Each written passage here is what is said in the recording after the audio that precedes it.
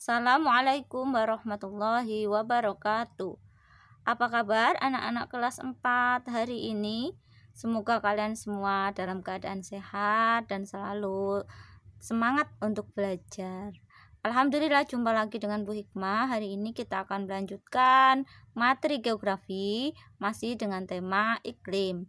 Hari ini kita akan belajar iklim sedang dan iklim kutub. Baik, sebelum kita mulai, mari kita buka dulu dengan membaca basmalah.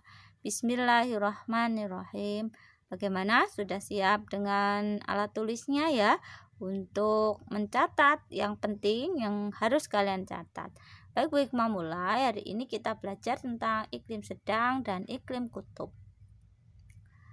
Nah, anak-anakku, iklim sedang itu seperti yang sudah di awal Bu Hikmah sampaikan, itu di antara garis lintang 40 derajat lintang utara sampai 66,5, atau ada yang mengatakan 60 ya, lintang utara, dan 40 derajat lintang selatan sampai 66 derajat 5, atau ada yang mengatakan 60 derajat lintang selatan. Jadi memang ada sedikit perbedaan.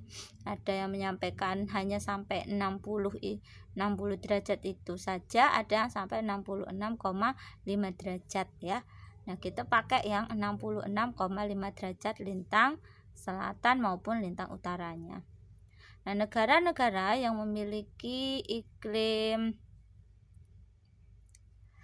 sedang itu sama seperti negara-negara yang beriklim subtropis. Jadi kalau kemarin Hikmah tambahkan ya, bahwa negara yang beriklim subtropis ini dikatakan sebagai negara peralihan. Jadi memang negaranya tidak terlalu banyak ya, masih lebih banyak nanti negara yang beriklim sedang. Jadi sebenarnya di iklim subtropis itu adalah peralihan antara iklim tropis dengan iklim sedang gitu ya. Jadi iklimnya itu hampir sama, memiliki 4 musim, yaitu musim semi, musim panas, musim gugur, dan musim dingin atau musim salju. Contoh negara yang beriklim sedang antara lain Mongolia, Inggris, Irlandia, Perancis, Jerman, Denmark, Italia, Rumania, Ukraina, dan masih banyak yang lainnya. Nanti silakan bisa dilihat di peta.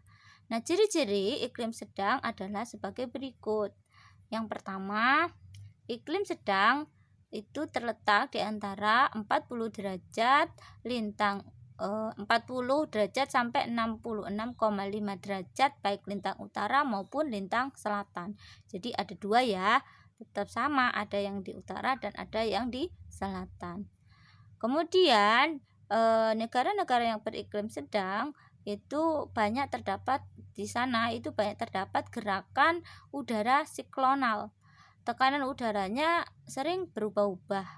Arah angin yang bertiup juga berubah-ubah, tidak menentu, sehingga di wilayah yang beriklim sedang ini sering terjadi badai secara tiba-tiba, hampir mirip dengan yang berada di iklim sedang. Nah, iklim sedang dibagi menjadi 4.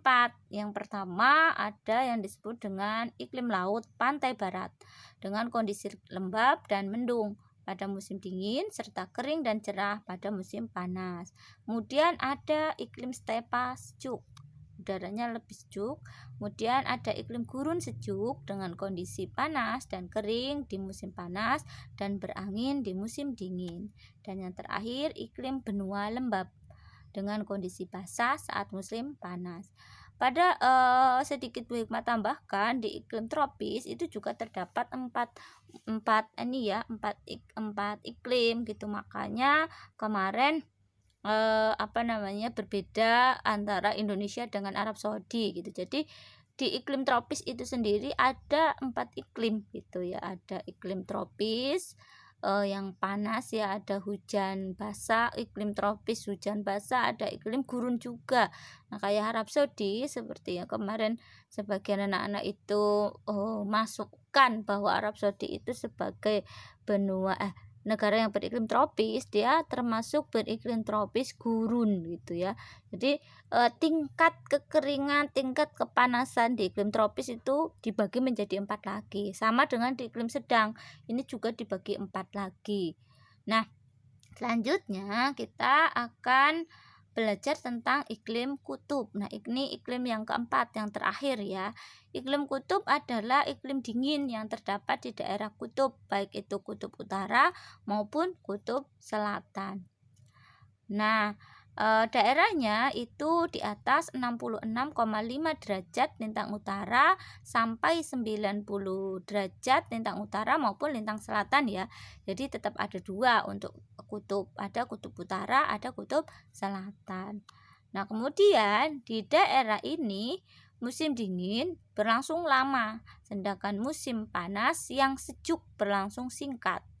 Musim panasnya tetap sejuk atau tetap dingin ya, dan itu hanya berlangsung singkat saja. Jadi lebih banyak musim dinginnya dalam 1 tahun. Udaranya kering, tanahnya selalu beku sepanjang tahun. Saat musim dingin, seluruh tanah ditutupi oleh es. Memiliki jenis vegetasinya berupa lumut-lumutan dan semak-semak.